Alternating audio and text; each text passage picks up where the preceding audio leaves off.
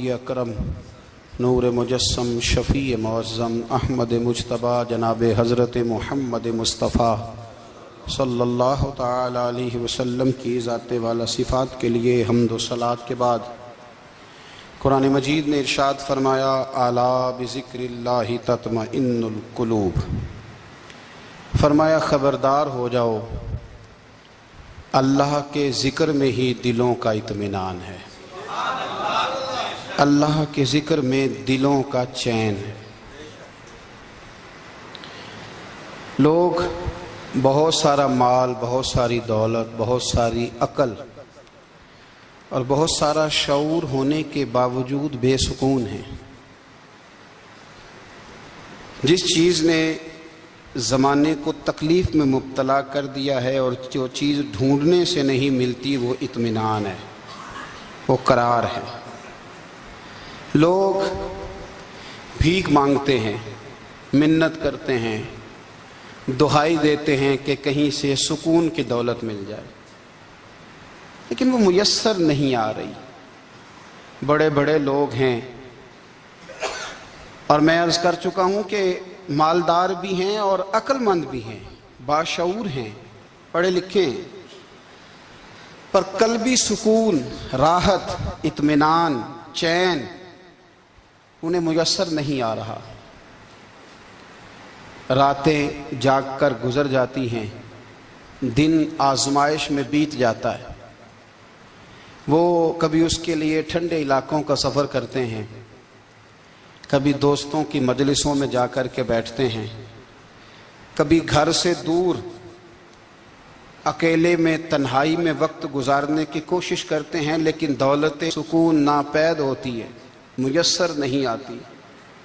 अर्श का रब फरमाता है, क्यों तू भटकता फिरता है, क्यों दाएं बाएं जाता है, चुप करके मस्जिद आ जा और लोगों से बच के तन्हाई में मेरा जिक्र कर। अल्लाह मिलेगा क्या? फरमाया आला बिज़िक्रिल्लाहि तत्मइन्नुल क़ुलूब, मैं तेरे बेचैन दिल को चैन अता कर दूंगा। वो तेरा तड़पता और फड़कता हुआ मिजाज, उसे मैं सुकून की दौलत दूंगा। ये तुझे कहीं और नहीं मिलेगा, ये मेरी याद में मिलेगा। ये चैन, करार, सुकून तुझे यहीं मुयस्सर आएगा। इत्मीनान कल्बी जिंदगी का हुस्न है भाई, दौलत सुकून असल है।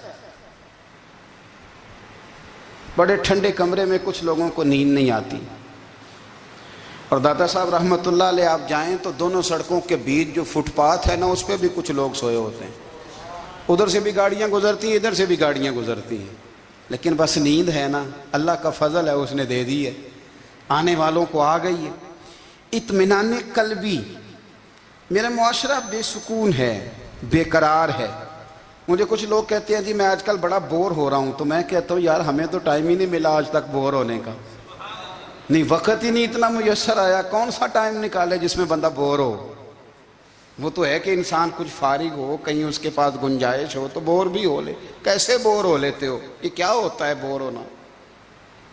जिंदगी में इतना वक्त ही कहाँ है कि इंसान बोर होता फिरे और ये तसव्वुर बनाता फिरे कि मैं बड़ी आजमाइश में हूँ, तो मैं बड़े बोर हो रहा हूँ, तो मैं बड़ी तकलीफ में हूँ। तो वक्त बहुत ज़्यादा है हमारे पास, लायानी कामों में ज़ाया बड़ा होता है, तो हम बोर होते हैं, परेशान होते हैं।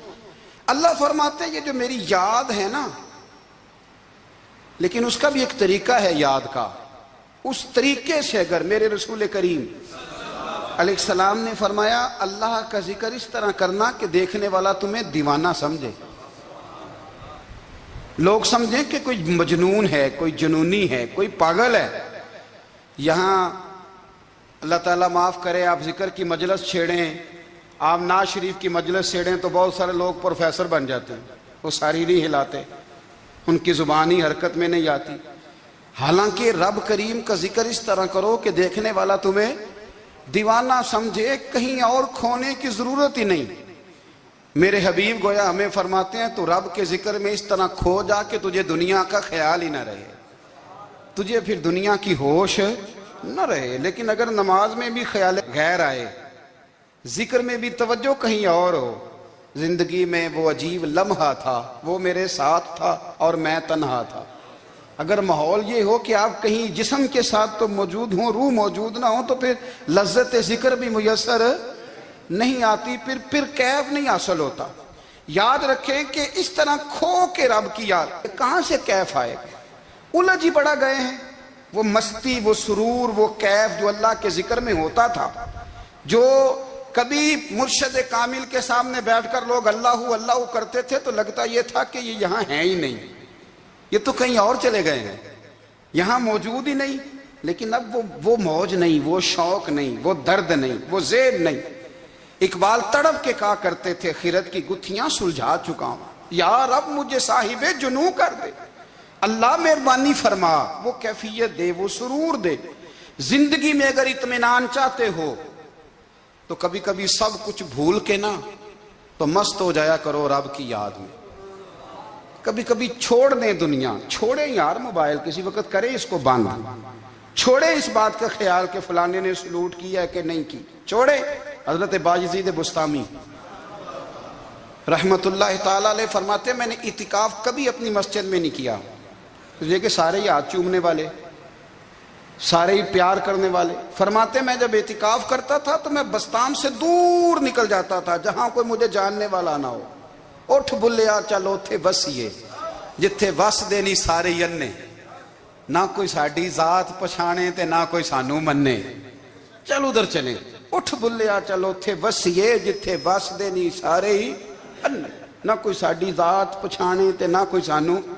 اتنا شوق ہے سلوٹ کرانے کا، اتنا شوق ہے تعارف کرانے کا، اتنا شوق ہے اپنا بتانے کا، تو یہ چیز غلبہ کر جاتی ہے، پھر نام رہ جاتا ہے، روح نہیں رہتی، پھر وجود رہ جاتا ہے، پھر باطن کی کیفیت نہیں رہتی۔ خدا را اپنے آپ کو بے چین نہ کرو، بے قرار نہ کرو، بے سکون نہ کرو، رب کی یاد میں آ جاؤ، درود و سلام میں آ جاؤ، نعت کے حسن میں آؤ، تلاوت کی دنیا میں آؤ، سجدوں کے نور میں آؤ۔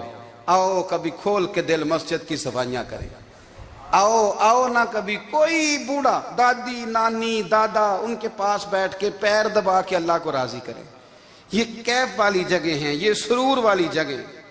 اتنی بے چین ہماری زندگی ہے، بے قرار ہے، تڑپتے ہوئے لوگ، لڑتے ہوئے لوگ، ایسے لگتا ہے ابھی ایک دوسرے کا گریبان تھام لیں گے، بے قرار، بے چین۔ کسی کو انتظار کا کہا جانا کہ 10-20 منٹ کسی کا انتظار کرو، تو بعض لوگ مجھے ایسے لگتا ہے جیسے ان کا کلیجہ پھٹ جائے گا، ڈاکٹر کے انتظار میں بیٹھے ہیں تو بڑے پریشان ہیں۔ کسی کو ملنے گئے ہیں کو آدھا گھنٹہ بیٹھنا پڑ گیا تو بڑی دقت میں ہیں۔